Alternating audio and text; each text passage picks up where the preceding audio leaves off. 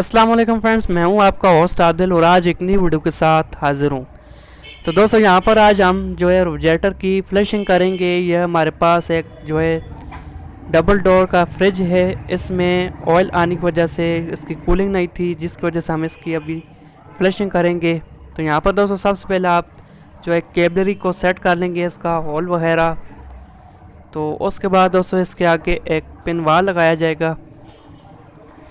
तो इसको दोस्तों अभी कैबलरी को आप अच्छी तरह सेट कर लें, इसका जो सुराख होता है उसको आप अच्छी तरह बना लें।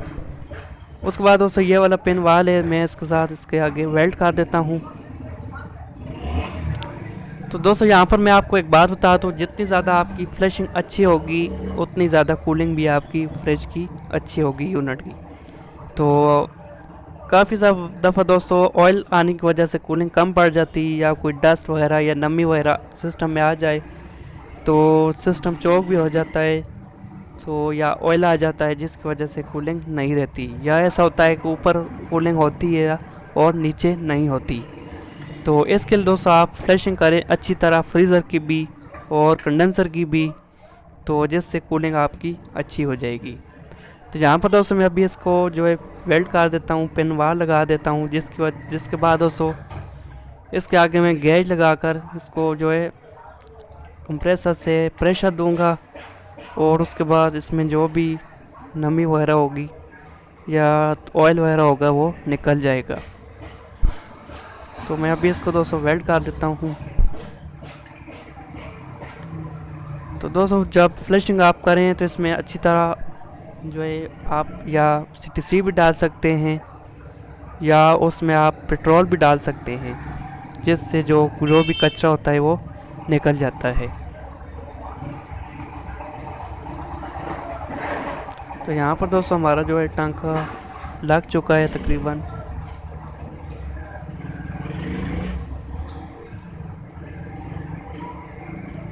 जी दोस्तों ये पिन वाल इसके साथ अटैच हो चुका है। इसको आप पानी से जो है ठंडा कर लें। ठंडा करने के बाद इसके आगे हम गेज लगाएंगे। तो यहाँ पर दोस्तों हम इसके साथ गेज लगा लेते हैं। अगर दोस्तों कैबलरी का प्रेशर ज़्यादा होगा तो आप हाई का यूज़ करेंगे, अगर लो है प्रेशर कम है 250 है 200 है तो आप लो गेज का यूज़ कर लें। तो ये वाली येलो दोस्तों मैं इसके यूनिट के साथ लगा दूँगा। फ्रीज़र के साथ जो गेज की मैन होती है वो आप यूनिट के साथ लगाते हैं, और दूसरी को दोस्तों हम प्रेशर देने के लिए पंप के साथ लगाएंगे। उसके बाद दोस्तों येलो को रेड को मैं जो है पंप के साथ लगा देता हूँ प्रेशर देने के लिए, कि हमारे पास एक कंप्रेसर है।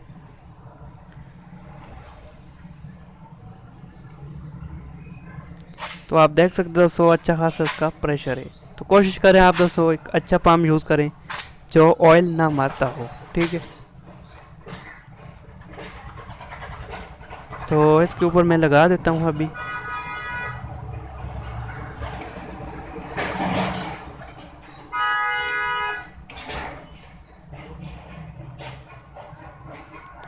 तो ये आप देख सकते हैं प्रेशर अभी इसके अंदर जा रहा है, तो आप देख सकते हैं तो काफ़ी ज़्यादा प्रेशर लग रहा है। जी दोस्तों मैंने इसके साथ हाई को यूज़ कर लिया, क्योंकि इसका प्रेशर जो है 300 के लगभग था, तो इसलिए मैंने हाई को यूज़ कर लिया, क्योंकि जो लो का था वो 250 टोटल प्रेशर था। तो यहाँ पर दोस्तों अभी आप देख सकते हैं इसमें प्रेशर आना स्टार्ट हो चुका है। तो इसमें दोस्तों आप ऑयल वगैरह डालकर जो है पेट्रोल या CTC डालकर आप इसको अच्छी तरह वॉश कर लें। वॉश करने के बाद आप इसको दोबारा कंप्रेसर के साथ लगा दें, तो आपकी कूलिंग जो है अच्छी हो जाएगी। तो इस तरह दोस्तों आप इसको अच्छी तरह फ्लश करें आगे हाथ रख कर।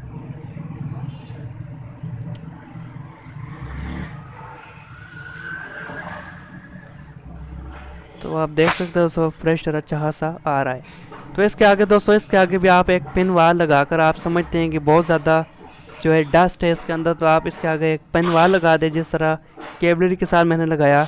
तो उसके आगे दोस्तों आप एक गेज लगा लें, तो प्रेशर डालकर आप उसके साथ आसानी से उसको वॉश कर सकते हैं। तो अगर दोस्तों कम है ऑयल तो आप इस तरह हाथ के साथ ही इसको जो है साफ़ कर सकते हैं।